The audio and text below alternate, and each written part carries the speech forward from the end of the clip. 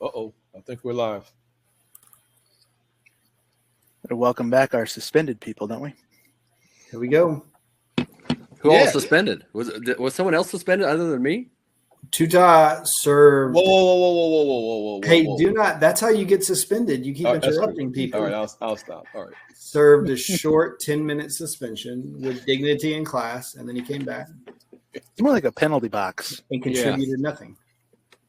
Yeah, I need a new representation because I get very penal consequences with this group. So, well, you almost got suspended again because you told me you had a better option with your daughter CJ.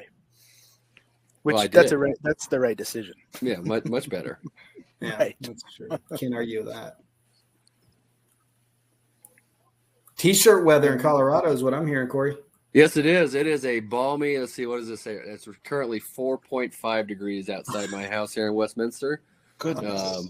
It's I think tomorrow's supposed to get up into 11, so we should be good. Oh, nice warm up coming your way. Yeah. So all you people there in the 80 degrees, think of us up here freezing, just literally freezing. It's terrible because you don't want to do anything when it's that cold. You just want to sit inside. Well, is the sun out at least, Corey? No, it was not out today. It was just overcast. It felt like I was living in South Dakota. Yeah. That's brutal. It was just miserable. Yeah. South Dakota has a large proportion of sunshine days. Today was not one of them. Really. Good to see. We saw officials like live and in person this weekend. Yeah, how cool was that? That was awesome. Cool. So much of the pure officiating universe too. Got to see a lot of guys that have been a part of pure officiating. Some from the beginning, and then some just whenever. That was really cool. Enjoy the weekend. How the clinic was nice then? It was great. How many free drinks did Brandon Cruz end up stealing from people? Well, Daniel bought them all. I was going to say, I think I'm the one that bought them all. I don't know how that happened. Okay, I aspire to be like Brandon. He's a master. He works the room, gets a free drink, talks only long enough to get the free drink, and then leaves whoever that sad, sorry person is after he gets his free drink and just moves on. He just moves on to the next free drink. Yes, exactly. Yeah, this is total misrepresentation. Everybody is suspended unilaterally. That is so wrong. Hey, we're not ripping on you. We applaud your efforts. Thanks to all those that bought the drink. Thanks to every single one. It really is an art form how you do it. So so efficiently too. So yeah, there's a lot of nice people in the world, and my aim is to get to know every single one. On a very superficial, shallow level, just long enough to get a drink and then move on. Right. Are we still talking about this? I thought there was a coin toss we were going to watch or something. Yeah. No. Let's watch the coin toss. No. Just we don't even have to watch it. It's at the fingertips of everybody because, according to some, it's gone viral. The coin toss it's trending. I'm going to mess up the acronym. HBCU. HBCU. That's All-Star Game. Legacy Bowl. Legacy Bowl. Google it. Legacy Bowl. Fantastic job, man. How far in advance did you know who was going to be there?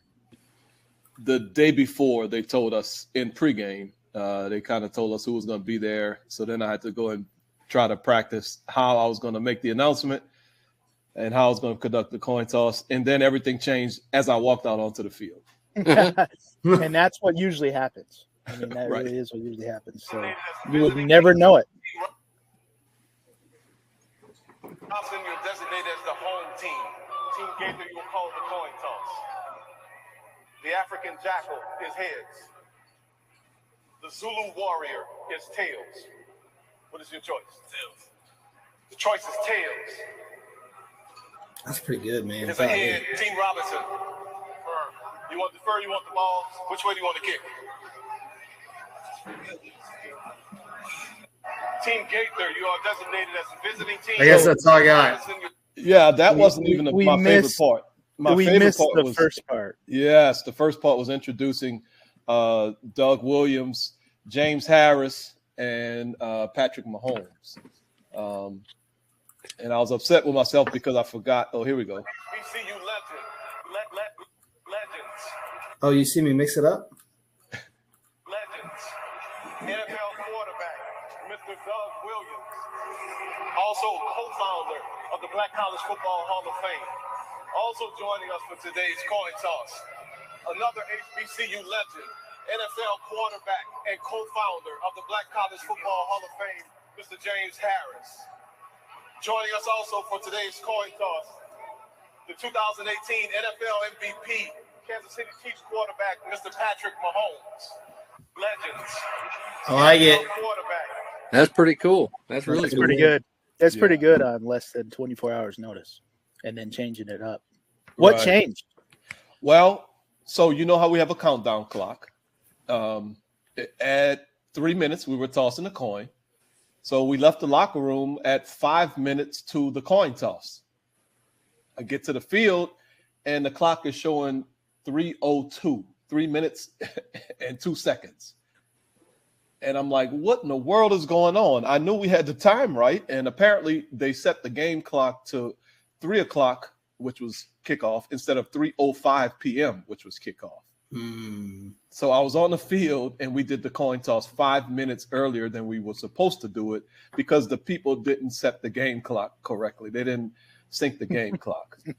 Also, when we got onto the field, the teams had switched sidelines on me. So I wasn't sure who was the visiting team, who was the home team. And then none of the dignitaries were there when I was in the middle of the field getting ready to do the coin toss. So they had to hurry up and get there. Of course, they weren't there because they weren't expecting to be there at the time we were there because I moved everything up 5 minutes unbeknownst to me.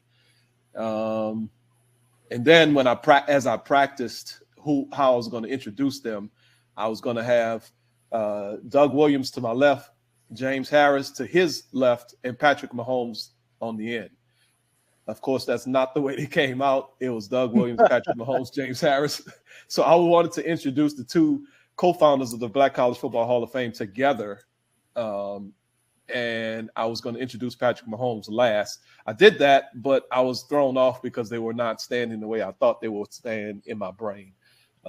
So I had to just improvise a little bit. I stumbled a little bit, but I think I recovered well enough, I guess. It was awesome. It played well. Yeah. Was one of them supposed to flip the coin? I don't know the answer to that. I didn't even get a chance to ask because everything was all rushed. Because when I came on to, when I walked out of the locker room, I'm like, what in the world's going on? The time is wrong. So, yeah, I don't know if they were or not. And I didn't even ask at that point. I just jumped into it. So it was pretty cool, man. That was good. Yeah. Really good. Well done, especially knowing the backstory. That's always fun to hear because every scripted coin toss is not just like that, but it always has some little wrinkle that aims to throw you off. Right. And some of us have been thrown off at times. There's no question about it. Yeah. I had a honorary captain, and he was a medical a child. And, it was really, really cool. And he was supposed to flip the coin. And I got into my spiel. I introduced him like I wanted to, but I forgot to have him flip. Oh. So I got right into my, what's your call? Heads. The call is heads. And I just flipped it like muscle memory. Yeah. And before it hit the ground, I said, oh, no. And I just picked the coin up, hoping nobody saw whether it was heads or tails, and said, no. His name was Chase. I remember his name. His name was Chase. No, Chase is supposed to flip it. Go ahead, Chase. So I don't know. Man, that was embarrassing. Of course, I thought about that for the next quarter and a half. Right. Exactly. Or like if you call the team the wrong name. Oh. Yeah, that's happened. I've done that twice. That pesky state word. Yeah, it's superfluous. Pregnant pause. Is that what they call it? Let's watch some plays. Yeah, let's. Can we watch some football, please? Exactly. Please. Exactly. Where are we starting? We've been kind of, I think, going into a lot of holding process, haven't we? Feels like we have. We the past couple weeks. 2 weeks. Yep. A lot of holding. So pull out sit back, light a fire, and read this book of a poll. Play loops as always. Evaluate the blocking action by right guard A75. So we'll talk about the blindside block here later, but let's talk about the blocking action by A75. He's the right guard. And basically you've got 4 options in the poll. 3 of them are reasons you wouldn't deem this to be holding by A75. And then 1 of them is a reason you would. So help me through the first part. This is really what we're evaluating in the poll, right? Is really the last part of our process, isn't it? So relative to timing and proximity. The first part of our process, we look at things like body position, blocking technique, and then is there restriction? Because we know we can have restriction. We know we can have bad technique. We know we can be out of proper or we know we can have suboptimal body position, but none of that really means there's a foul, right? Correct. So here we're out of position. The right guard, I don't think that was the position he wanted to be in, as this player beats him inside. Our technique really isn't proper, correct? I mean, would you agree with that? We kind of got our hands across the shoulders. Yeah, he's totally outside. His body is not in between the defender and where the defender wants to go. So clearly he's out of position, and like you said, that left arm is draped across the chest, and that is a huge indicator that there's a potential for some restriction. Right, and the defender is restricted. Okay, so none of that, all of that is great, but we don't, according to the process we're trying to get better at, we don't have a foul. Well, if we know those 3 elements, now we got to use what's on the poll. If you've had time to read it yet. You may just be through the first option. I don't know. We got to use the timing and proximity elements in the poll to figure out if it's an actual foul or not. Right. Agree? Absolutely. And the beautiful thing about this, Brandon, and we do this with a lot of our processes. You know, we've gone through our targeting processes. You know, for those of us who've been with us forever, we know how we do the targeting. It's 3 completely different elements that we evaluate individually here on a VSG platform, but when we're out there on the field, we have to really evaluate those 3 things in a snap, in less than a second. And the same thing here with the offensive holding elements. We have to notice and recognize restriction. We have to discuss the proximity and the timing. We have to put all those 3 things together in an instant and decide: are we going to throw our flag or are we not going to throw our flag? That's right. So while it to some would seem what would be the word, labor intensive or cumbersome to go through this stuff like this, right, we've always felt, just talking amongst each other for years before we ever started this nonsense, we've always felt that this was the proper way to kind of analyze things. And it was basically on the, I would probably, would it be thousands or hundreds of data points we received in the form of feedback, you know, from just coming up through the ranks and getting that feedback on our own plays, right? That's right. Probably thousands. Well, and it's funny you say that, because to me, I think when you say feedback, for me, when we think about feedback, I don't necessarily think about it from the quote unquote grader standpoint. I think about it from my peers' standpoint. Yeah. You know, because the grader is really just going to say, yeah, that's a foul. Yeah, that's not a foul. But our peers are really, if we can find people who really are like-minded in terms of the way that they evaluate things, the way that they create processes for evaluating action to determine if we see fouls, then we can those really, for me, are the most valuable discussions. Like, you know, obviously the 4 of us have forged a bond where we can really, you know, throw ideas at each other and really look at these things from a more evaluative standpoint. Then no, that's not enough. Yeah, that's enough. You know, and I think that for me, when you talk about feedback, I like the feedback from my peers more than the feedback from my graders. Well, then let's get after it. 62% said foul for OH. The restriction is close enough to the quarterback, and there is a sufficient delay until the pass release. So that's just under 2/3. 18% said nope. although the restriction is close enough. So they're saying, yes, we're proximal enough, but 18% is saying it happens nearly simultaneous to the release of the pass. So that's why they're going to pass on a foul.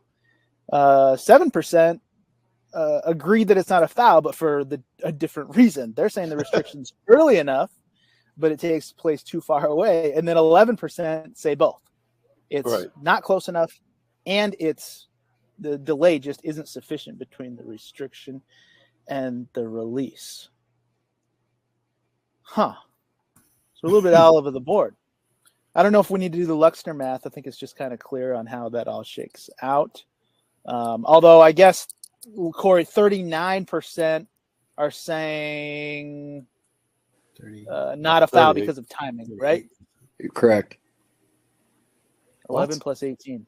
Oh, we got 29. Yep. You get 39 from 11 plus 18. 29. Why don't you take your shoes off, Brandon, before you start doing advanced math? Thank you for that. So 29%. All right, maybe I'll be suspended. Okay, so what do you want to talk about first, timing or proximity? And obviously we use those together. I know and that's why it's hard to say which one we talk about first. I don't know. Talk about proximity. Okay. So what's interesting is, so this is a quarterback in the pocket. So if we talk about point of attack, that, on a running play, that's like where the running back is at or is going to usually, right? Or could possibly go to next usually. Mm-hmm. Mm-hmm. Now on a quarterback in the pocket, the point of attack is basically where he is and where he's going to throw the ball. If almost he in that eventually throws the ball. Lane. Yeah, if he throws the ball. Right. So it's hard to really define, quote, point of attack. I mean, but think of the proximity is also relative to not only just being able to make a sack, but being able to defend the pass. Right? Yep. And that's the thing that we talked about in Black Hills. We had really good discussions about that. And I'm gonna be honest, I grew at that point because I always thought about it the same way. I was like, oh well, he couldn't make a sack. That's not. There's a foul. no way he could have sacked him. Yeah, that may be true here, but without irrelevant. this restriction, can we unequivocally say he could not have defended this pass any differently than he did? I don't think so. Exactly. The ball was thrown directly over his it's head amazing as he was being pulled downward. And dare I say, the timing of that restriction with the ball thrown right over him is, although probably coincidental and incidental, perfect. The timing was perfect there. Right. So proximity fits. He's close enough to be able to make a play on this pass. That's correct. Okay. Now, timing wise, it's just crazy, isn't it? The ball literally goes over his head as he's getting pulled down with that restriction due to, poor body positioning and improper blocking technique. So although it's very tough on the field, and I know that we're going to process this as pass was gone, it's really not. I mean, we would never want to pass on this because we're saying the hold happened after the ball was already passed into the secondary, right? Right. And that is so hard to do in real time. You look at this play once in real time, and it's like, gosh, it would really make you wonder. But then as you just continue to study this and recognize this pattern of restriction and then pass released, if we can just put that two-step together, and it is fast. It really is. One step, two step, it is fast. Oh, yeah. But this is a material restriction, because without the restriction, he could have possibly defended the pass differently. And he gets pulled before the release. So although it's tight, in our opinion, this would absolutely qualify as a material restriction for offensive holding, agreeing with the 62%. What else? I think even as fast as this appears as we watch it here, it really even feels these kinds of actions, especially ones that are very quick, right? This is a very quick tug. they feel exponentially. They are exponentially faster when you're watching them on ground level in real time, right in front of your eyes. And it's very easy. Like, it almost catches you off guard. It's so fast. And that's where I think sometimes we fall into the trap of, well, he, whatever. He wasn't going to get to the quarterback. He wasn't going to make a sack. Because we're just like, it can jump up and surprise you a little bit. So I think these are the kind of, although again, in our opinion, clear and obvious foul, it's not one of the most obvious holds you'll ever see. But these are the kind that I think deserve a lot of attention during Get Better season. As we're just working through these, because you really got to train yourself. You really got to train yourself on these, I think, on video. Well, and it's only clear and obvious after you've missed about 10 of these. Right. Frankly. Right. I mean, I just remember going through and it's like, oh man, that same play, this exact same play. And I pass. And then I'm like, okay, I get the feedback. It's foul. And I agree. You seek that feedback out or talk about greater evaluation process, whatever, or you seek it out. Like Tuta was saying, sharing it with peers. No, I mean, look at the timing. It's early enough. There's a sufficient delay. Then you start recognizing it a little better, but are you ready to, really make the call, right? It's almost this crazy progression. It's just, to me, it was always interesting with these. And there's a billion other fouls like this throughout the game, from different positions that can fit this progression. And like when you start over in a new position, Tuta, like this stuff just looks different, right? It does. So, and that's the question. That kind of leads into the question I was going to ask. Do you think we have to recognize the restriction quicker and process that aspect of it quicker? Because a lot of times we may get bogged down with saying how much of a restriction is enough and really just fighting with ourselves. Was the restriction enough to warrant a foul? That's even prior to even thinking about the proximity and the timing. And then by the time we make up our minds whether it is enough restriction or not enough restriction, the ball may be gone by then. And then maybe we will just subconsciously tell ourselves, well, the ball was gone. Yeah. So do we need to recognize the actual restriction itself and process that quicker? Could that be a factor? Okay. Yes. That's that pattern recognition that you only really get from, I don't know if you can work enough scrimmage plays to see these, but definitely on video. And then again, just building up progression of experience over time of seeing this, that'll help us recognize it faster. But I don't think there's a substitute for the video piece of it to accelerate that learning in your own brain. Mm-hmm. Mm-hmm. Yeah. I think for me, one thing that helps me out and helps me get a little better with recognizing this stuff is, what is 75 going to foul with? Now that I know what he could foul with, then I know what part of his body I need to really be looking at. Once I see the part of his body that I'm looking at, if I don't see that fouling or restrictive type of action from that specific part of his body, because we can't just look at 75. We can't look at that big old 6'5" dude, 310-pound dude and say, oh, he's fouling. No, you need to look at that big left meat hook of an arm that he's using and look at his hand and see, did he grab that collar? Did he use his arm to restrict? And then we need to do that. Then we need to start looking at the defender. Okay, what part of the defender is going to tell me if what I saw actually did happen? Because we may assume 75 did something with that big left meat hook, and then the defender's body shows us nothing. So then we would say, okay, well, maybe he didn't do what I think he did. But I think the steps that we really need to take for recognizing restriction, number one, is zero in exactly on the area that we need to zero in on to determine if that offensive player is going to commit a foul, or defensive player, whatever the foul might be. And then look at the opponent that he's contacting and see what kind of reaction the body has to what we would assume is the restrictive action. And we can clearly see the way that the defender's body torques, that yes, 75 did grab in that collar and quickly jerk him. Had his body not torqued in that way, I would not be sure that 75 actually restricted him. So I think that's maybe people are going to sleep when listening to this kind of stuff. but I'm serious, Brandon. The first thing I do is, okay, his arm is out there. What is his arm going to do? What is his hand going to do? Yeah, and then the other thing, like, this is obviously the referee's call, but this could apply to multiple positions. Absolutely.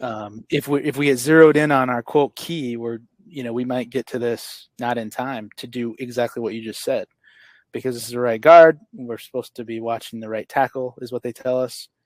Like, come on, we need to watch where the threat is. That's correct. The right tackle, in contrast, his body position to the right guard's body position. And I know we talk about this a lot, but this is what we constantly work on. Yes.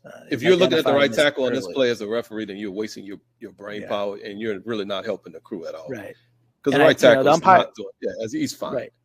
And the umpire might say, well, that's my guy. And I think it's going to be challenging for the traditional umpire position to call this as everything's going away from him. Right. He can't see hands. He cannot see 75's hands. Yeah. Yeah. So, okay. Well, good. That's good. Any notes about the blindside block? I know I think we've got another one coming up too. Again, same deal, Brandon. Process elements, yeah. Yes. What did 95 contact the quarterback with? We can clearly see the right hand push the quarterback. Now, I don't know what the left shoulder did. If he contacted him forcefully with the left shoulder, then I would say that we really do have a potential for an illegal blindside block. If he contacted the quarterback with his left hand, then I would say maybe we don't have a potential for an illegal blindside block. But I guess we need to determine, first of all, is the blow delivered from outside the field of vision? I think that's clear and obvious. I don't think anybody would argue that at all. But then we just need to see how did 94 contact the quarterback? Does this matter? We know that after a change of possession, the quarterback is defenseless by rule. Yes. Right? Yes. So that's really to protect his head, isn't it? Or is it for shots like this? No, I think it's to protect his head. That's immediately to protect his head. No, it's probably for blindside too as well, because no, blindside doesn't have anything to do with defenseless. Defenseless is only the target. Thing. If it's a blindside block, he's defenseless anyways. Correct. Yeah. So I think it is to protect his head. I think you're right on that. Yeah. Okay. So go through what we need to figure out on this one. Outside of field of vision, you said yes. That's clear and obvious. Yeah. Do we consider open field at all versus close line? I mean, I don't know. This is a reverse mechanic kind of a thing, right? So I think once we have a turnover, everything is open field. I would not call, and honestly, I don't think I would call any action on the quarterback to be within close line play. Right. Okay. I don't care where it is. He's not in close line play. He's the quarterback. He's not a lineman. Okay, great. So we're getting there. Outside of the field of vision. So it is a blindside block. But now, is it illegal? So is it Daniel, how do you say it? You say like if he's attacking him, then the force is inherent or something like that, or maybe the other way around. Well, I just think if it's forcible, then he's been attacked. An attack has taken place. Okay. So forcible means player who gets blocked flies to the ground is a little bit misleading. I really think when we evaluate the blocker, we get both hands on him, and there's body contact, but there's also a shove at the end, and the quarterback just doesn't see this coming at all. So he's so off balance pursuing upfield that he really gets thrown for a loop. But to me, I don't know if I'm on the field, to me, this probably, and I watch all this action, wouldn't stand out as forcible. And I mean, I'm riding the fence here because I'm not prepared to say that this is absolutely not a blindside block. But for my money, I think when we're hugged up against a guy and we just shove him, I don't know that that's what we're looking for personally. Yeah. Where you see this as, Corey? I'm with Daniel. I mean, we're looking for good technique when it comes to this, and he gets his hands on him. He doesn't, kind of duck that shoulder, and at some point, you also have to bring physics into play. You have a guy that's, 280 pounds of it against a guy who's right. Yeah. So I was thinking that same thing too. I think we have to consider that. I mean, it's not always a get out of jail free card, but I mean, a little bump is going to go a long way when you have a big guy and a little guy. So I just, maybe the force is there. I don't see the attack. I'm not as eloquent with Daniel with the force being inherent or whatever it is.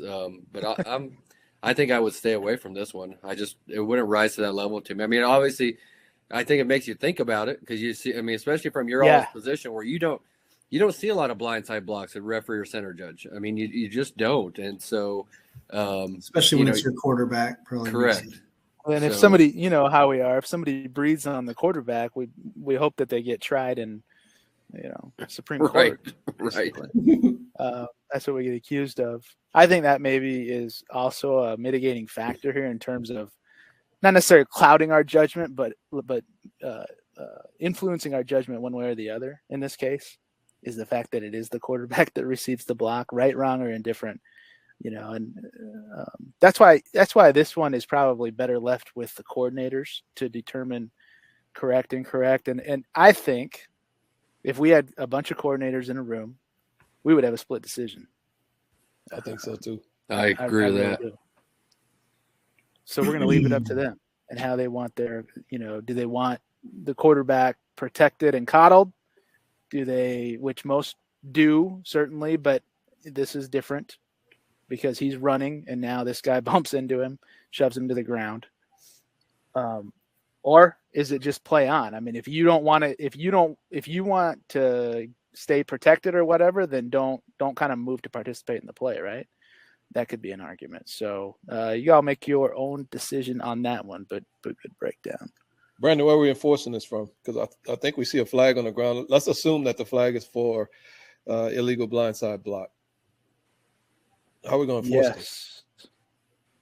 Yeah, so we have to report it appropriately. Now, if it's the referee's flag, reporting is probably going to take care of itself. Although we have to know, was it after the interception and during the return, or was it basically right before the interception? Was it after the change of possession or before? Mm-hmm. And if it's during the return, then the basic spot is the goal line. The spot of the foul is behind the basic spot by the team in possession. So we go from the spot of the foul, 15, and the intercepting team will keep the ball. So we can't tack this on or enforce this on the try. No. That would be the enforcement if it was the non-scoring team that committed the foul. Okay. Yeah. And we also can't enforce this from the spot of the interception. I hope not. No, that would be new. We cannot. Yeah, that's interesting because that could be, you put a beanbag down at the spot of the interception, right? No, don't do that. Yeah, please don't. We don't do that. We see that every year still, but we don't do that. I remember when I was trying to make my way into college football, I feel like that was something that people were telling me. We need to beanbag. The beanbag all changes of possession. Yeah. All right. So long-winded holding and not so long-winded blindside block explanations, but we're off and rolling. Ready for play 2? Yeah, let's go. Okay. Why not? Let's do it.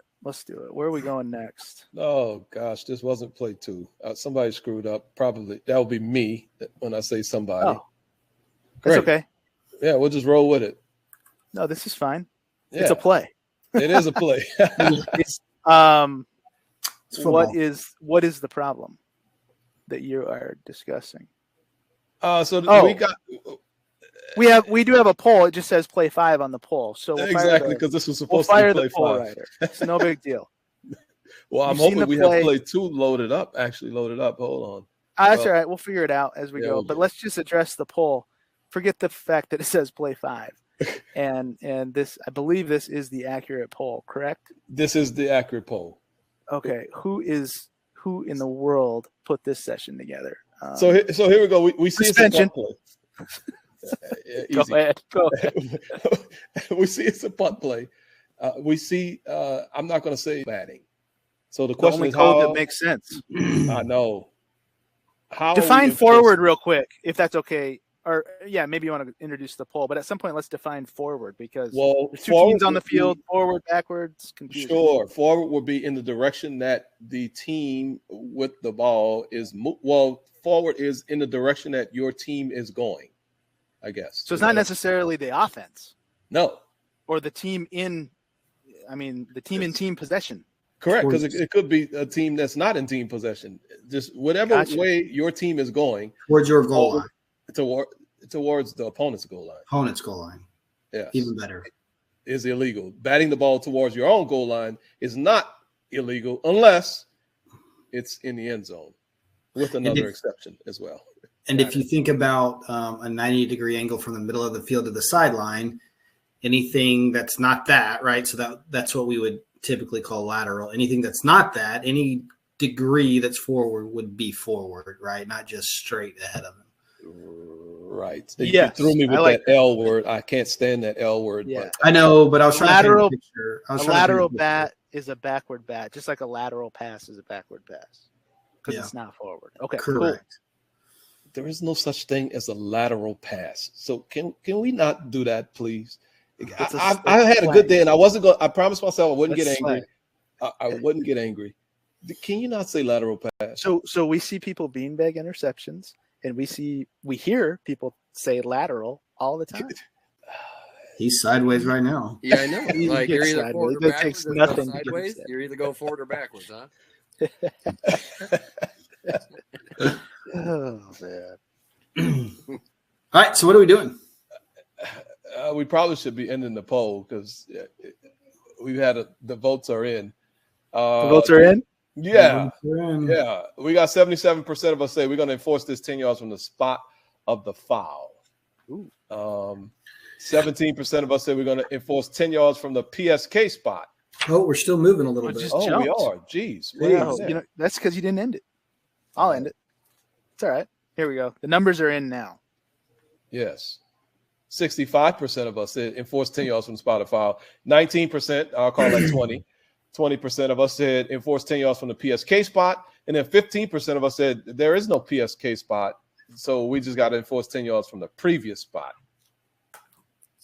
Whoa. Interesting. Those are three different spots. I know. So, what in the world are we supposed to do here? First of all, let me ask you this, Daniel Young. Oh, no, let me ask you this, Corey Luxner. Do you need information from Daniel on what number 4 did with the ball?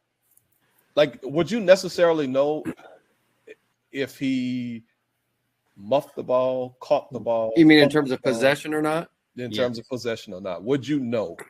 I think I'd have a pretty good idea just because it happened so quickly. And, if I'm the field judge here, I'm going to have all that kind of in my view because my first threat is taking me right there. And, I mean, I would think I would have a great idea that this is a muff, but, maybe I should slow it down. But I don't think I would need information, no.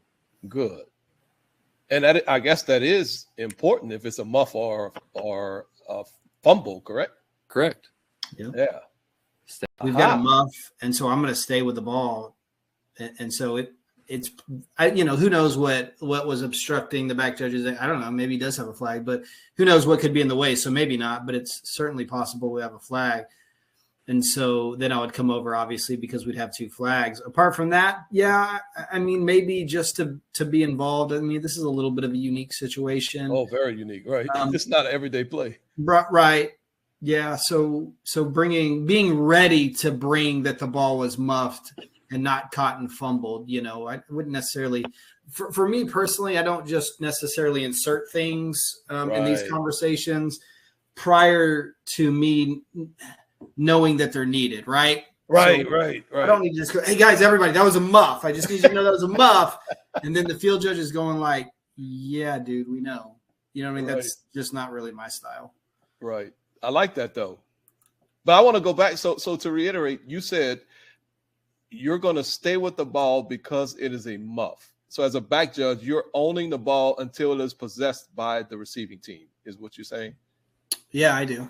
Or until the play is dead, obviously, because the receiving team never possessed this ball. So it's no longer a kick. Yeah. Ah, there you go, Corey. Oh, I like that. Corey came in.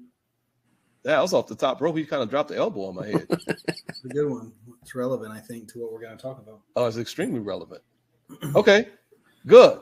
All right, so we talked about the conversation. We talked about this situation. Now let's talk about where's the PSK spot, or is there a PSK spot? Because there was what 15% of us that didn't think that there was a PSK spot at all.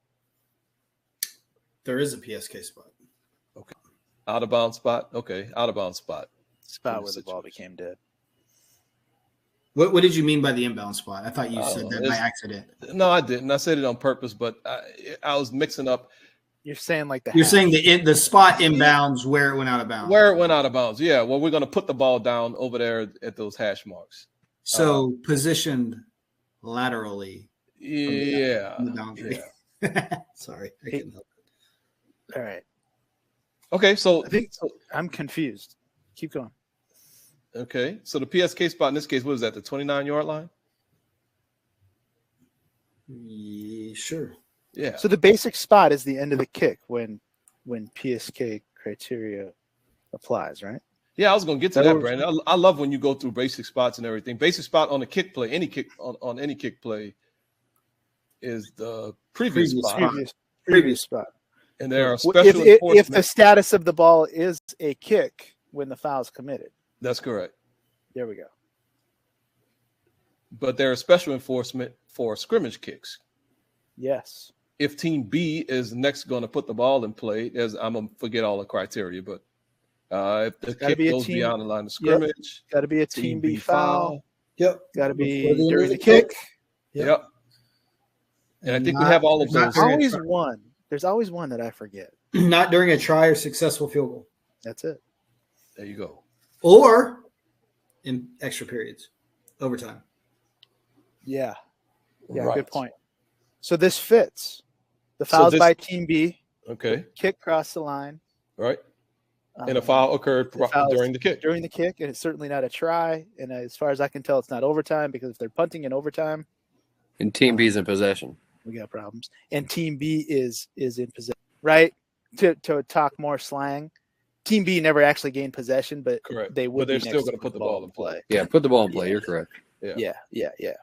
So we're good. We are into PSK protocol. We're in the PSK mode, and Daniel just explained to us PSK is the spot where the kick ended, and the kick ended when it touched something out of bounds. So we're going to say the PSK spot in this case is the 29-yard line. Where did the foul occur? Because now we got to get into 3-and-1 principle. Did the foul occur behind or beyond the basic spot? And the basic spot in this case is the PSK spot. Would we not have a beanbag at that touch, though? It's first touching. So no. Oh. It's not an illegal touch. Not unless you want me to go ballistic again.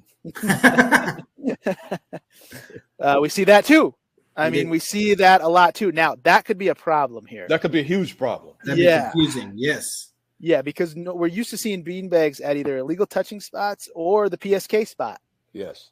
The spot where this receiver muffs this kick is nothing other than the receiving team first touching a punt. Which is not a violation or a foul. Correct. And it could never be any spot of significance, really. It's an act that we have to catalog that occurred. Right. But we don't need to mark the spot of where the receiving team first touches. Correct. Right. Unless it's a momentum spot. I just want to throw that in. Okay, anyways, where do you want to go next? So we know it's PSK. We've got the PSK spot and we got the spot of the foul. Yep. Well, no, we didn't answer that. Where's the spot of the foul? We've got the PSK spot at the 29. Spot of the foul is what? 27? 27-ish. Yeah, somewhere around. Which would not be a foul. Okay. You would want to take that flag out. Resist. So hopefully we would want to adjust the spot of that foul to being behind the spot where the ball went out of bounds. You know, it may be helpful, thinking back to your earlier question too, Todd, about the back judge, just kind of moving up to the field and maybe dropping a beanbag. If I'm able to tell, there's a lot of traffic where the ball goes out of bounds right here at the 29, maybe just dropping a beanbag. On your way over? Yeah. Uh-huh. And if that's too much, just that may be something that as we kind of piece this together, I think this conversation on the field probably mirrors a little bit of the conversation that we've had so far, just, you know, in much more efficient fashion. Right. Right. I would say please don't drive. I just think a beanbag would confuse the situation here. If we report that the kick went out of bounds, to me that registers immediately as the end of the kick. Sure. If I see a beanbag, I'm like, wait, what's that? You know, is this an illegal touch? What is that? So the beanbag most of the time on these PSKs is just if to remember, right? Which I guess if it's the out of bounds spot, we're not going to have to worry about that either. So yeah, we got the spot. So let's try to get a ball down there or maybe something. Yeah, we've got a flag there now, and so that maybe helps facilitate the conversation. You got your flag here. Is this where your foul was, or right? Anyways, all right, Tuto, where are we at? No, I think we're done. We figured it out. We're going to enforce this from the spot of the foul. Because of 3-1. Because of 3-1. Exactly. Everybody's clear. This is a good off-season play, because I'm going to be honest. When I first looked at this, I'm like, wait a minute. This can't be PSK. He never caught the ball. The kick never ended in bounds. And that's the first thing I thought about. The kick never ended in bounds. We can't have PSK. And then, take a – yeah. They can on a punt because of PSK rules. That's right. Right? And so that's what I was thinking to myself, too. I was like, how can they have the ball the next play? Right. I mean, he just smoked the ball out of bounds. But really, it's a pretty good play strategically since the receiving team is first to touch. We know that whoever recovers this ball is going to have 1st and 10 next. Right. So just if you feel like you can't recover it, bat it out of bounds. That's pretty good strategy. There it is. On a scrimmage kick. On a scrimmage kick. All right. Good, but unique PSK lesson. Yeah, that's a good one. I'm surprised it took us this long to get to this play. Well, it was supposed to be play 5. Right, that's not what I meant. Let's see. Let's hope play 2 is actually there. Play 2 is not there. Okay, I'm gonna have to the lateral bat is my new favorite thing. All right, good discussion this weekend about visual mechanics on player actions when you're kind of secondary on the play. All right, let me explain. So we're gonna see a really tight spot at the goal line. So we'll have Corey hopefully talk about that, and we're gonna see a player come in displaying some pretty significant, targeting indicators, leading with the crown of his helmet, attacking the player, making forcible contact with the crown. So decide if that rises to the level of targeting for you or not, going through our process. But more important is visually on the field, and I don't really think that any of us subscribe to the philosophy of, if we miss this, it's okay. Replay will catch it. And this play shows why we shouldn't ever subscribe to that philosophy, because while there can be plays that are very difficult on the field, and that's what replay is for, replay, in fact, in this game, and the referee in this game was so focused on the spot and administering the clock properly, since there was a new clock rule in replay this year, everybody involved completely missed even evaluating the potential for targeting in replay on this, and we certainly missed it on the field. So let me set this up, and then you guys go to town with your visual mechanics. The back judge admitted on this play that he was really zeroed in on kind of the status of the ball as it relates to the goal line, which he then admitted how kind of that's easy to do because it's close and it's it's a touchdown maybe and it's scoring play, but he's at the end line. So why would he be zeroed in on that? And he admitted he didn't really see this guy coming. And so he self-evaluated on this play and said, my goodness, I really need to think about changing my process on these kind of plays when I'm not the primary covering official on the goal line, especially when we have double action. So anyways, Corey, maybe you want to start with processing, double action, and you're kind of screened out from the near side, but maybe not the far side. And then could you ever get both of this, or would you need help from another official? Well, I mean, double action is one of those for, something as a deep wing. We are consistently, if we're not thinking about that as soon as we get into the red zone or some type of a long run, we should be, because we don't get a lot of practice at this. We really don't. I mean, other than on video, we see it. I think I had 2 all of last season where I had to decide, okay, is that a touchdown or is he down short? And I think 2 is probably actually quite a bit for a whole season. But we just have to learn and recognize body movement. We have to recognize, and we're going to be so zeroed in on this because, frankly, between the field judge and side judge, we are responsible for whether or not that ball is going to breaking the plane or not on a play of this length. And so, to see both, I know I wouldn't. I'd be so focused in on trying to process. Okay, where was the ball when his knee is down, and it would just look like a blur with the rest of that stuff. And maybe I don't know if it's something I need to see. It's going to be real tough. I mean, I'm depending on my back judge. I'm depending on umpire turning around, somebody to see that. Maybe even the deep wing across the field. But even if I was that deep wing across the field, I think I'd be kind of zeroed in on that as well. So yeah, I think you're right. I mean, come on, how are you gonna be able to make a judgment on the spot and also see the guy come flying in from off the ball, basically? I mean, you can try, but you're probably going to miss one or the other, if not both, when you try to do them both. Yeah. So Daniel, you weren't the back judge, but it was really cool to hear him self-evaluate and just admit that he was looking at the ball when this happened. I don't know. I mean, what are your thoughts on that from your position on the end line, looking through this? And look, I'm not saying every back judge should be able to get this 100%, but certainly we're never going to have a chance if we're looking at the ball.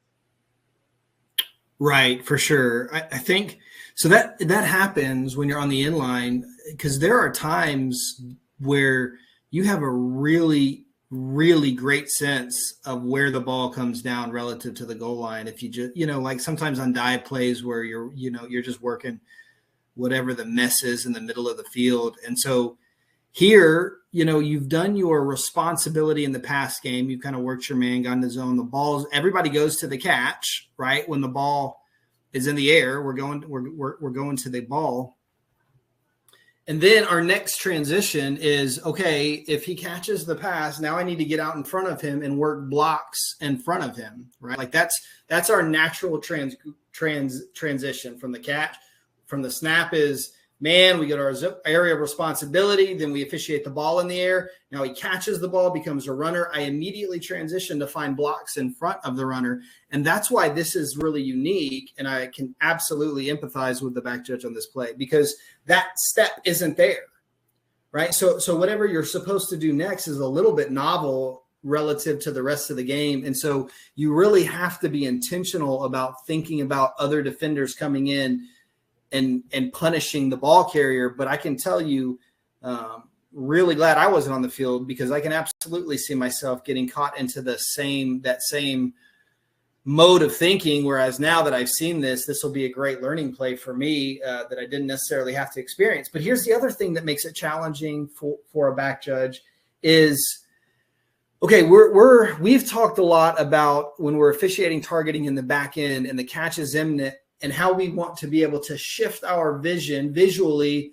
from the receiver to the attacking defender, right? So I've talked about how I try to map my safeties in my brain. Just real quick, just in case they're outside of my field of vision, I have some frame of reference for where they were lined up and potentially coming to attack my receiver. This is challenging because he's coming from what you would say is upfield. He's coming from the wrong direction. He's a linebacker. So I may not have a good feel for him at all. And then lastly, it's challenging because it's not really targeting in the sense of we're not evaluating targeting. I think we can say this without a whole lot of evaluation process. We're not evaluating targeting in the sense of a defenseless player or a receiver who's catching the pass, right? He's already caught the ball. That part of the play is over.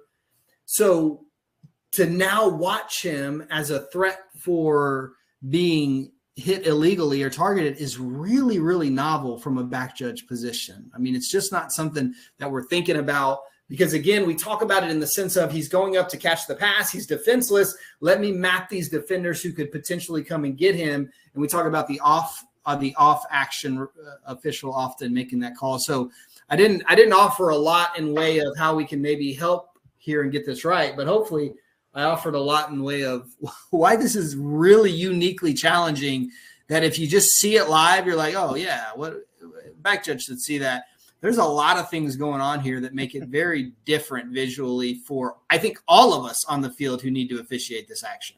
You know, Daniel, one thing that's helped me in helping, if I'm the off guys, you mentioned the man zone ball, and one thing that also, so say I'm the deep wing on the opposite side of the goal line here, and yeah, we do the man zone ball, but then I quickly kind of disregard the ball aspect and go back to zone, if that makes sense, because I know, okay, we're going to have 2 or 3 sets of eyes on that ball in most cases. And so if I can be the one guy that's, all right, let's go back to zone. Let's try to pick up that guy coming across or swimming upstream. I mean, right. Bricks in hand. There's all kinds of different. If you're not, whoever that guy is, Corey, that's not the primary on ruling catch, no catch. Right. Yeah. And I think that has helped me to help.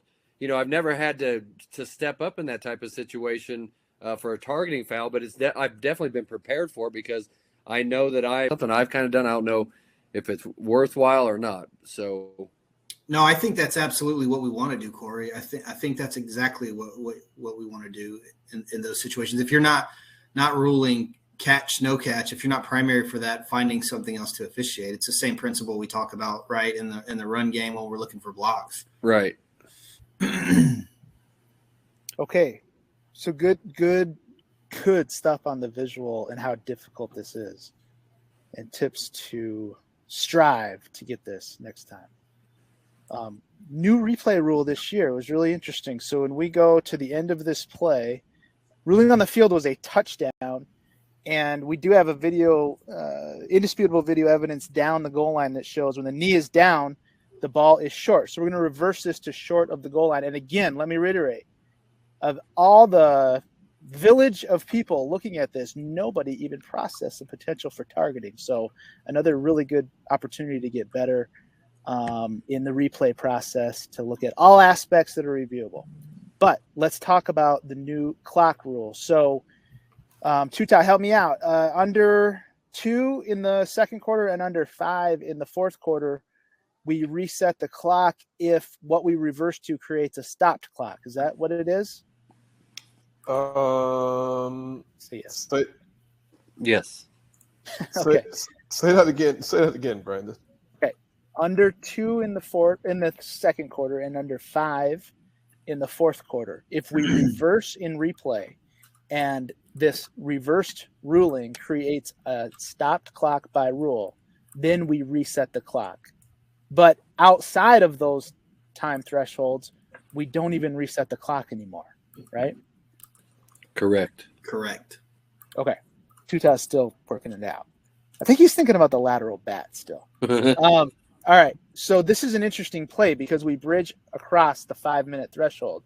The play starts at 5:04, right? Ball snapped, clock's at 5:04. Speed it up. The play ends with the clock at 4:57. Remember, the ruling on the field was a touchdown. When we go back, we know that what's interesting here is just before the helmets collide, the runner's knee is down, and that's when the ball is still short of the goal line, right? But we also know that this is a first down. The yellow line is obviously by TV. We're creating a ball dead in the field of play for a first down, which by rule stops the clock. So look at where the clock is, 4:59. So the question is, wait, we started this play outside of 5. We ended the play with the ruling on the field as a touchdown at 4:57. We're going to reverse the play to short of the goal line, but beyond the line to gain for a first down at 4:59. The question would be, do we reset the clock now or not? Yes. 100%. Yes. Yes. Easy. Yes. Well, kind of. If this clock was at 5, we would not have reset it.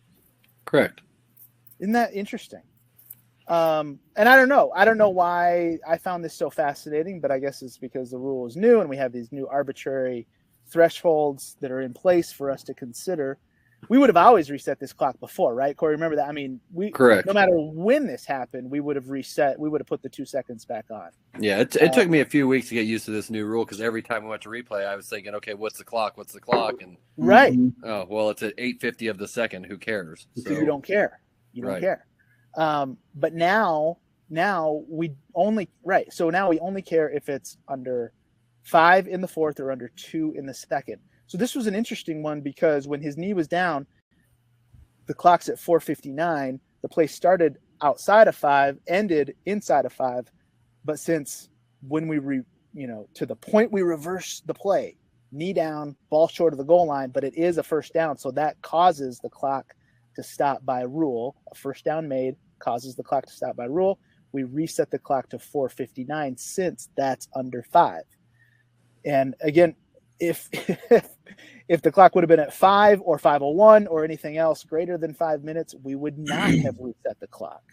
So just, it keeps getting more arbitrary as we go, but this is one of those crazy little loophole things that this new rule creates. Hey, Brandon, let me ask you a question. Yeah.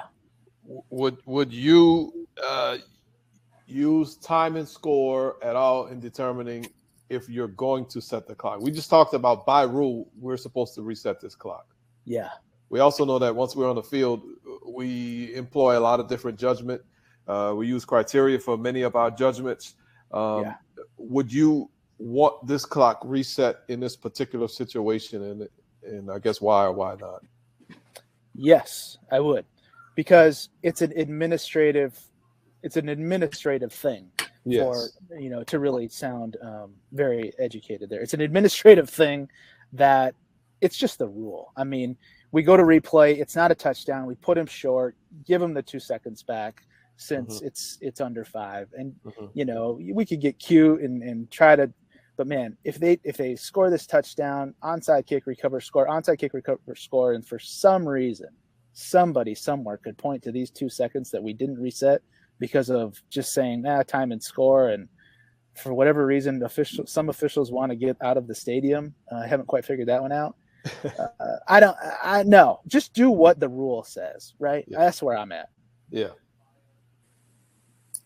Okay. So interesting play for many different elements. Referees, when you're ever at the sideline and you have a monitor and you're under the headphones, don't get so caught up in what the replay official is doing. Look for all the other things. Great lesson learned on this play. One last thing, Brand, before we move on to this. We kind of had brief discussions about the back judge involvement with a goal line on plays. And, Daniel's probably going to hate me for saying this, but as a deep wing, we don't want the back judges on the goal line. We really don't. I mean, it's very rare that we're going to need that look. And you're in charge of the end line. So we hope that, they're going to have their focus out there. So Daniel, go ahead and he can lambaste me now at this point. So. No, I support the message. I mean, I do. It took me a while. I really like making rulings at the goal line. Rulings? You like Me Too rulings at the goal line? Those are the best. Someone's already made the ruling. Tutai saved your career at the goal line, buddy, in Ames, Iowa. You literally wouldn't be here without me. I remember a punt play where nobody saved anybody. Play 4 might look familiar, Corey. Let's go to – where's this game played at? TCU. Fort Worth. With a red goal line. Speaking of goal lines, what is that? Yeah, I don't. What are we doing? I haven't quite. And plus, red and purple shouldn't even be going together, right? Right. It's almost like the paint bled together and created some weird thing. Okay, let's watch the action involving the left wide receiver number 0 and the offensive lineman, I believe, who is the left guard, number 74. This is really, really interesting. We have the potential for 2 OPI fouls on this play, which is great. We can get there, but perhaps visually, how do we work this? Where do you want to start, Corey? So you would be. This wasn't you. You're on the other side of the field in this game, but if you were on this side of the field, you would be all over this number one wide receiver, correct? Oh, absolutely. And this is just one example of this receiver doing this action in this game. So, it's he does it all the time. So yeah, I would be locked in on that because obviously we have some decisions to make once we see that action by number 0 there. Yeah. So this one created a lot of interesting discussion too. So now 0's going to go downfield. He makes contact, 3 yards down the field, maybe 4. You've got to judge if that's enough for creating separation that rises to the level of OPI. And what kind of tips or tricks are you looking for there? I'm looking for either a change in body angle by the defender, some type of a movement that doesn't seem natural, so it looks like he gets a boost, so to speak. A boost. Sometimes it's not just the arms out. I mean, I think that a lot of when you say, "Oh, I saw his arms extended," okay, that's great. That's an indicator. But what did he do with those hands extended? Did he actually use that to create force? So I guess that's what I'm looking for is evidence that a new force was created with the push. Okay, so let's say you absolutely see this as enough force or enough evidence and all that, what you just said. Now, what else do you have to do? 2-step process. What else do you have to do? I got to find the ball and figure out where the ball is, if it's beyond the line of scrimmage, or beyond the neutral zone, or behind the neutral zone. And so, that's usually where the ball is first touched. So I have to just determine, okay, is that ball touched beyond or behind the line of scrimmage? And if both of those are, if we have contact that rises to a level of a foul, and then B, or number 2, the ball is beyond the line of scrimmage, that's our 2-step process for OPI. And then, we would want to get our flag out in those situations where we have 2 yeses. Okay, so there's going to be certain plays where there's doubt, right? Correct. You're in this case, you're 15 yards at an angle. Field judge is in good position. I think we like that. So if you have doubt about where the ball's touched in terms of, so the decision you're making is at or behind the line of scrimmage versus beyond the line of scrimmage. If it's beyond, it's a foul. If it's at or behind, it's not. Right. But if you have doubt, how do you handle that? Well, the way again, you've got the clear block for OPI. Now right. now you've got doubt about. So are you going to the question would be, right? Are you going to throw and ask, or are you going to ask and then potentially throw later? I'm going to throw and ask just because that's what I've always been taught to do. I know there's some. I mean, it's not universally accepted or applauded as a mechanic. I know the back judge in my crew hates the mechanic, but I think it's the most efficient way to do it, and it ensures that we get the replay aspect of OPI involved by doing it this way. So, if I see this and I have doubt and I know it's close, I'm going to throw, and then I'm going to go up and ask my line of scrimmage officials, hey, where was that ball first touched? If they tell me beyond, okay, I go and report that foul to use the referee. You make your announcement. If he says no, okay, Brandon, there is no foul for OPI. The ball was touched behind the line of scrimmage. And then you making that announcement, that also brings replay in. They can look at it and say, oh, hang on a second, it was in fact touched beyond. Now, if we go the other route where we don't throw and then we ask and he says no, okay, great. That I may not go that extra step and report that to you. I should if we reverse the mechanic that we use right now. But I don't think it's as solid if we do it that route. Yeah, where are you at on that, Daniel? Yeah, man, let her rip. Let her rip. Yep. I don't, I've implemented the other part of it where I wasn't sure and I went and asked for an announcement. Yeah, twice. And one time was good, and one time we had a foul. So, but I think I don't know. I don't have a super well formulated argument to articulate against waiting. I think in terms of how we just administer the game, let's just throw that if we're unsure and then let the other people responsible for helping us put that together do their jobs as well. Because really it's not our job, Corey, do you agree, to make that determination? I mean, we need to have a sense of it, and there are times where it's going to be expected of us for whatever reason. We've got a big yard line there, or who knows. But really, we've got somebody responsible for that aspect of the play. So I think we look best when we just throw on that and then let them do their jobs, including replay. I agree. It looks sharp when we do it that way, because we're counting on somebody who has a perfectly down the line look at that versus us who, in this case, we're only 15 yards away, but most of the time we're 20, 25 yards away, and trying to determine where that ball was first touched when it's that tight to the line of scrimmage. We're just out of our element to try to make that determination from that far away. So why not use the tools, being our crewmates that are on that line, to say, hey, where was that ball first touched? Or if they don't know, we can, then invoke replay or whatever. I think it's a very clean way to do it. I think if we don't do it that way, and, it's the breakneck pace that these teams go, and we try to ask, we're just going to lose sight of that. And, team's going to come snap the ball, and we won't even get to that point of asking, hey, where was it touched? For those that don't like this mechanic, I just don't understand it, I guess. It's why they don't like it. So, or we got to come down and kill the play before, as the ball is being snapped, and just make a scene. Right. There was talk this weekend of, well, how about the line of scrimmage guys get on the 0-2-0 and tell us as the play's going on? Well, that's the last thing I want to know, is some guy chirping in my ear as I'm trying to make decisions during a play. So, and I just don't think that would be 100% all the time that they would do that. And that would really be a short-sighted mechanic to implement, because that would almost imply the line of scrimmage official's done officiating after he announces that over the 0-2-0. Because think about and I know it's a little bit trivial or whatever, but think about all the brain power it takes. You got to make the decision. You got to go to your 0-2-0. You got to speak it, and within that duration of time, there could be 3 or 4 other things happen that line of scrimmage official really needed to officiate.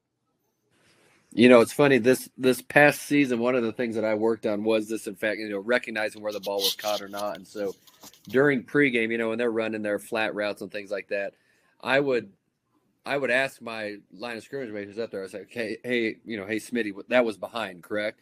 And he'd be like, no, that was beyond. And it just helped reinforce it. Man, it's too hard to determine from where we're at if it's beyond or behind. Mm-hmm. So I guess the reason people may think don't throw, only throw if you're 100% there's a foul, because that's pretty much what we do. Right. Is the scenario where you would throw the flag, you go in, and I can't imagine this actually happening, but the line of scrimmage official would say, man, I don't know. I have no idea where the ball was touched. Oh, no, that's happened. That's happened. 100% it's happened. Or just said wrong, said overtly incorrect information. Tongue in cheek. Yeah, I've been there. What if that happens? How would you, as the the calling official, handle that? If he doesn't know, yeah, he doesn't know. Well, there's 2 of them, so I'm going to go. It could be a situation where it could be a situation where for whatever reason, they just don't register that that's a meaningful aspect of the play. Well, it's probably information. I've seen it happen. Yeah. Here's the thing: if it's what close, what do we do? If it's close enough, where as deep officials we feel like it's close enough to where we're unsure and we have action. Remember, another point we want to make sure that we're clear about this is, to implement this mechanic, you got to have action that rises to the level of a foul, right? Of where the ball is caught, right? You got to have action that rises to the level of OPI, because we're not going to go to replay and say, "Oh, you know what? That's not really OPI," right? What we need to make sure that element is there. Then the second element, we feel like it's close enough to the look. If we know the ball was caught 4 yards downfield, we don't want to throw just because for the fun of it. We're throwing because it's really close and we're unsure. Look, at that point, we've already allowed replay to get into the process. So I say leave the flag down. But guess what? If you disagree and say, let's pick it up, you're making an announcement. So replay's involved anyway. So we're getting I'm keeping my flag on the ground. If my line of scrimmage officials have no clue, I have enough of an inkling that it's a foul that we're going to stay with the call. Don't be the line of scrimmage official that never knows, right? That doesn't know where that pass is touched. Obviously, in the college game, that is so crucial. What do you guys think about the block by the left guard? We've discussed OPI by linemen a few times, and it was discussed a little bit this weekend too. Oh, I like that. You know what that sounds like to me? That sounds like forward progress. Pun intended. Well done. Yeah, thanks. Well done. I think well this is timed up well. Yeah. So that's what would take me off of. I mean, but that's definitely OPI if it weren't for the timing aspect of it. And this is the deal. This is the same thing with IDP. Same thing with almost every foul we see, and we have to keep drilling this into everyone's head and into our own heads. And ours, yeah. See the foul and then find the ball. If you find this ball and you see him catch, and then you look at 74, 74 was blocking a long time ago, way downfield, and you would always have a foul if you look at it in that. If you look at it in that regard, because once you see him catching, the dude is already blocking. Yep. But if you see the foul and then go find the ball, by the time 74 block, the ball is already in number 0's hands. So you cannot throw a flag for number 74 for OPI if you work this play mechanically from seeing the foul, then finding the ball. I don't know how often we've talked about this philosophy, but, I think it's always a good time for us to just make sure everybody's on the same page. Remember, listen, if he's blocking technically just because he's blocking technically before the ball touches the receiver's hands, and so you want to say, well, by rule, it's OPI, that's not really how we want to officiate this. I know we've talked about it in general, but specifically we want to think about this from a timing perspective in terms of similar to how we do with, KCI with a kicking team player running down, similar to how we do with DPI playing through the back. Just because we can put it on a wheel and say the block may occurred, one frame before the ball was touched, that's not how we're going to officiate this on the field. If we feel like it's a bang-bang action, which this is clearly that, we don't want to foul. Look, if we have a clear and obvious pause, like Tuta said, we work the foul, now we transition. Oh, he's just now winding up, or maybe it's a deep pass and the ball is just now in the air. That's how we want to work it. We're not putting this deal on the wheel, as we like to say. Challenging here because you're also thinking about IDP, which is a different standard relative to the ball being released, but he's not even downfield. He's not 3 downfield when the ball is released either. No, he's not. So if you're trying to, that's what is really difficult in my mind about this, is because if you're trying to clear the IDP, you might miss the block. Yeah. Wait, Brandon, help me with how? Because we say that if once he gets to 3, go find the ball, look back to the quarterback. Once you look back for the ball, it's gone. So you don't have an IDP. But what if he starts blocking in the interval between the as you're transitioning to the quarterback? I see what you're saying. And the touch of the pass. Yeah. And that's what I'm saying. It's a different standard.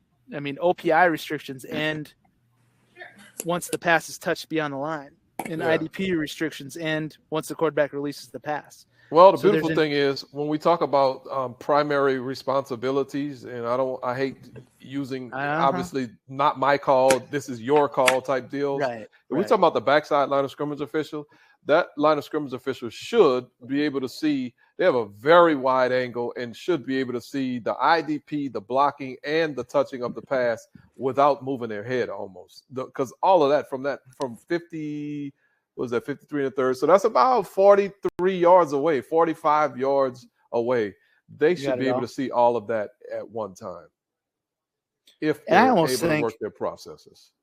I almost think if this OPI thing becomes a thing, which it's not yet, I wonder if we could, you want to talk about primary, and I know we all don't like that, but sometimes it's useful.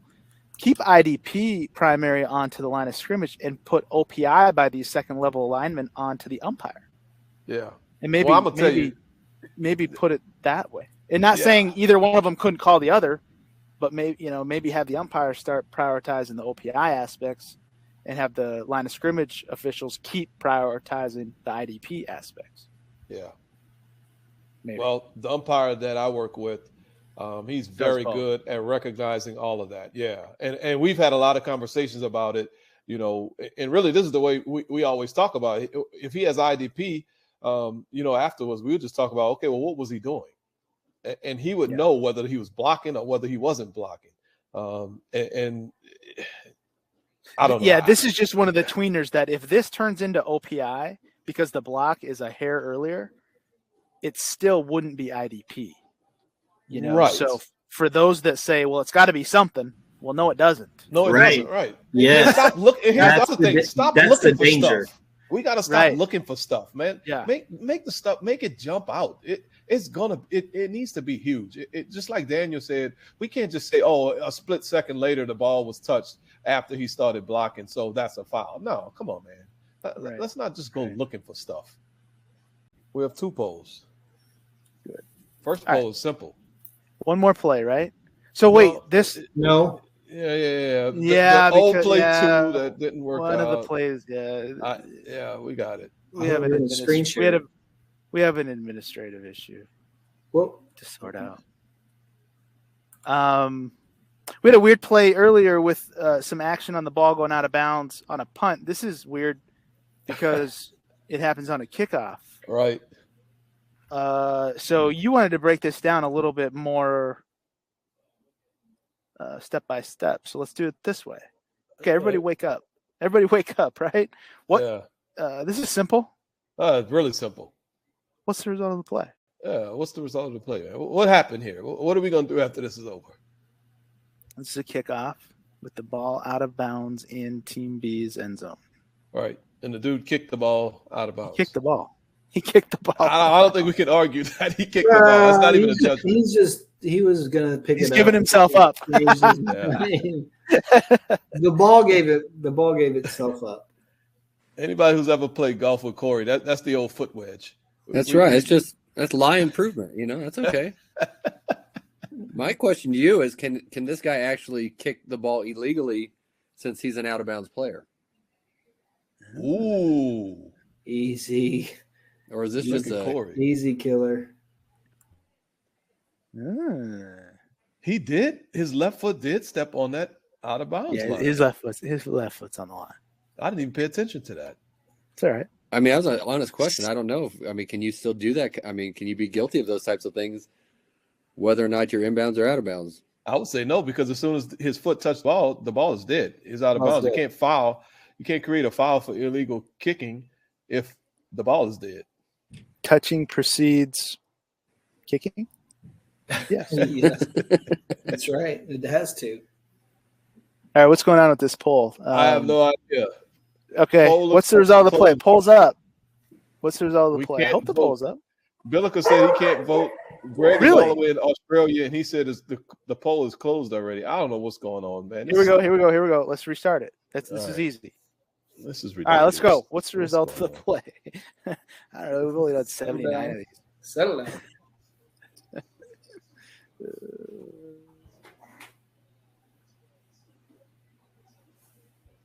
So the poll writer may have missed the left foot. The poll writer definitely missed the left foot. So let's pretend like the left foot is still in bounds for everybody who's questioning this. There we go. The left foot is still in bounds. This player did not step out of bounds prior to kicking this ball. So that may change some people's minds.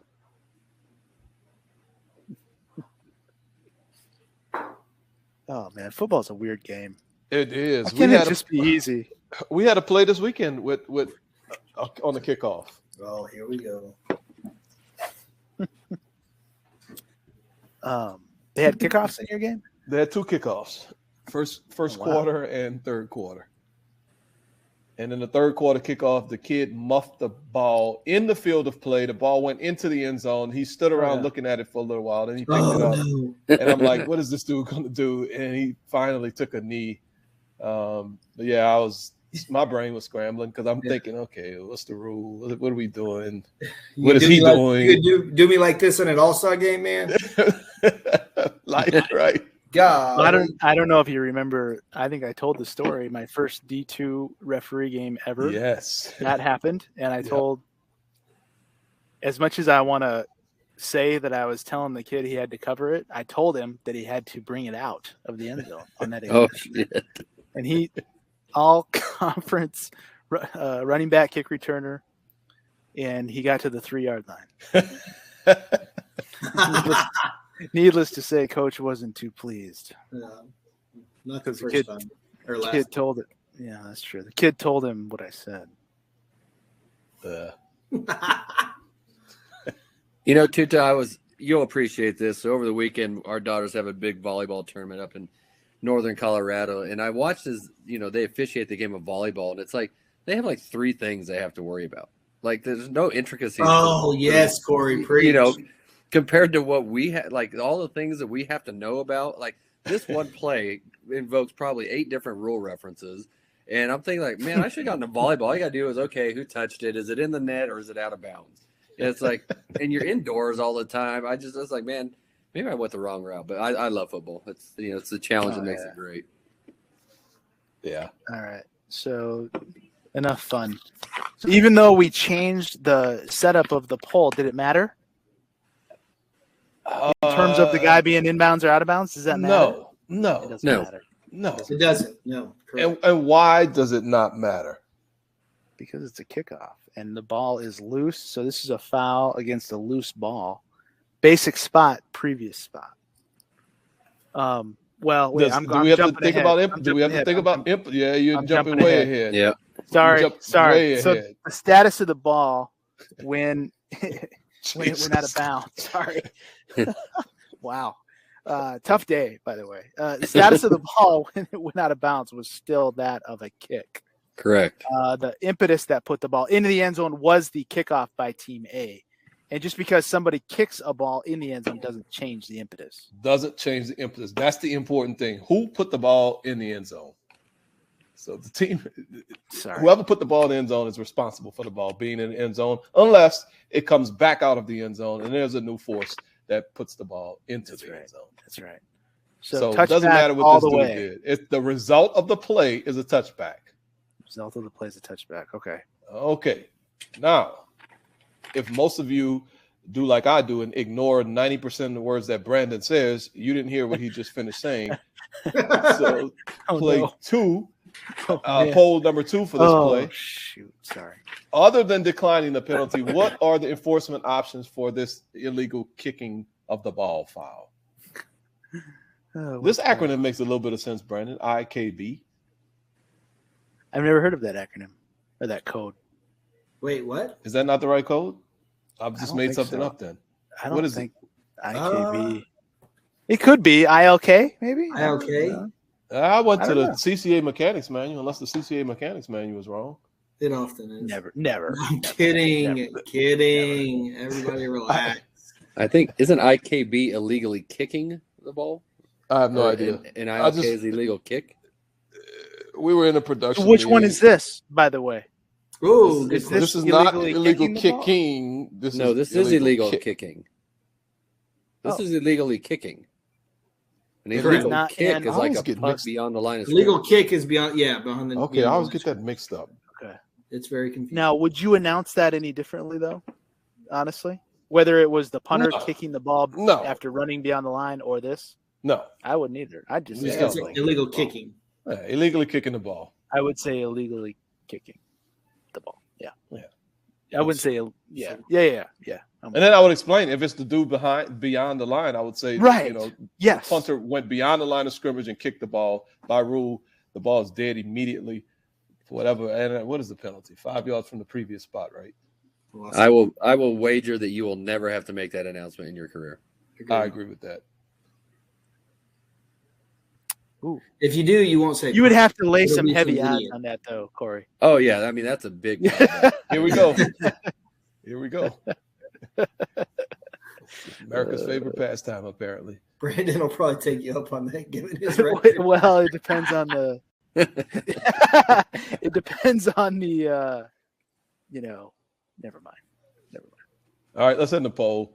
75% of us said we got to go 10 yards from the previous spot.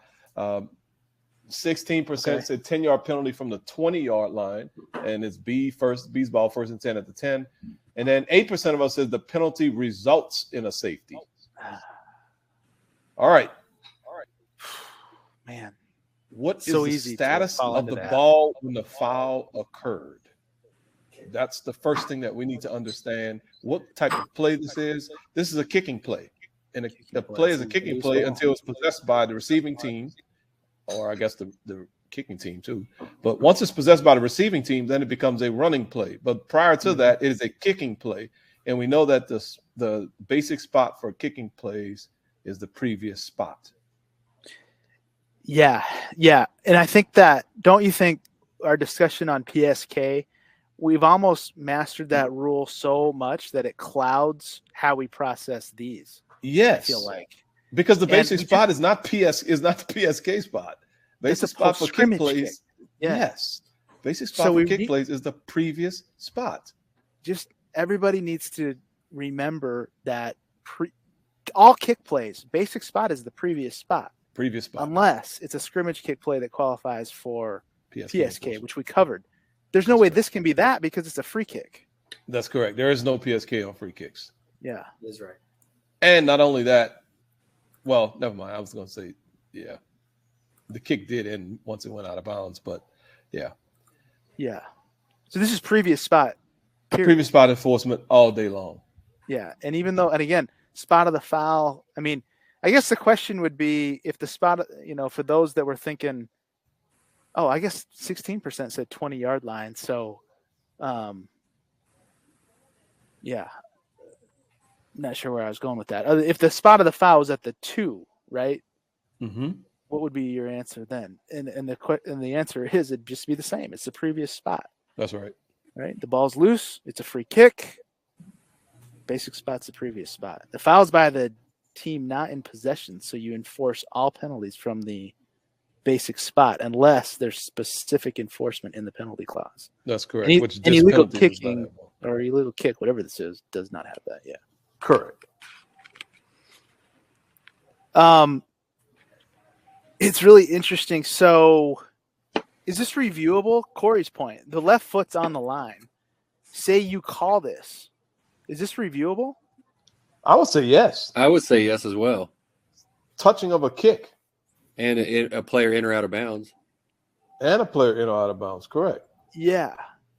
Okay. So let's think about that. Yeah, I like that. Is this competitive effect, right? So yes, especially if we misenforce it. But no, if we enforce it properly,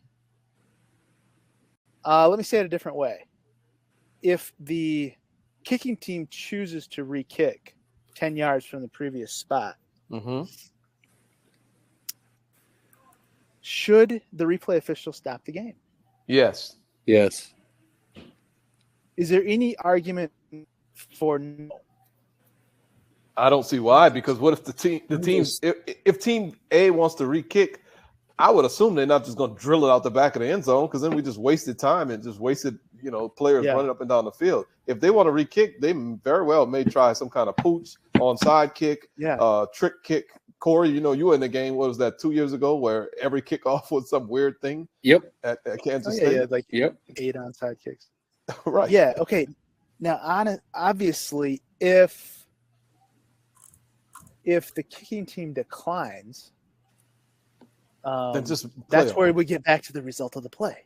That's right. And understanding, and even like if they say, and this could easily happen, right? The replay official could get so caught up in, wait a second, they called this foul, but he was already out of bounds when and then he touches the ball with his foot.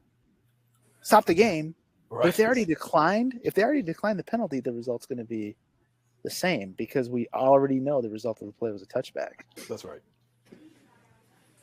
Can you imagine going through the whole rigmarole to the sideline, getting over there, saying, "See this? I got this great view of his left foot on the sideline with the, and now he's touching." It's like, yeah, it's still a touchback, bro. Right. Oh man, those are tough, but happens quite a bit. Yes. Absolutely. That was a weird session. Yeah, Yeah, we had all kind of issues. We had some interesting plays. I think we got to get better.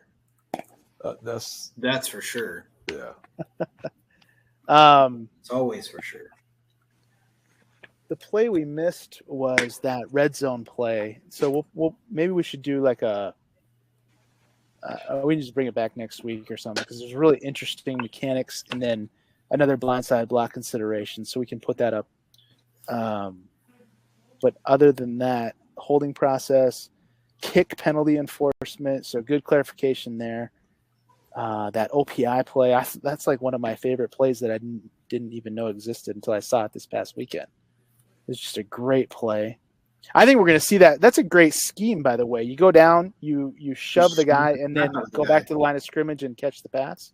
Oh, I mean, it's a perfect use of the loophole in the rule. 100%. Yeah. It is. Yeah. Yeah. You know, some of the guys that were leading our breakouts this past weekend, you know, they work a different level of football, and they were shocked that was our rule. Yeah. Yeah. If that pass is touch at or behind, that's legal. Yep. Everything's legal. The lineman for IDP, potentially, for the lineman for blocking, that's all legal. So it's good. It's good rules, a few philosophies thrown in. Thanks, guys. That was a good one. Yeah, that was fun. All right, driving through the month of February into the month of March. Spring football just around the corner, believe it or not, right? Yes, it is. Let's do it. Phoenix is also right around the corner.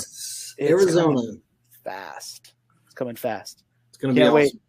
Yep, a lot of good snaps on the way. All right, guys, thanks a lot. Have a great night. Yeah, Adios. guys. Take care.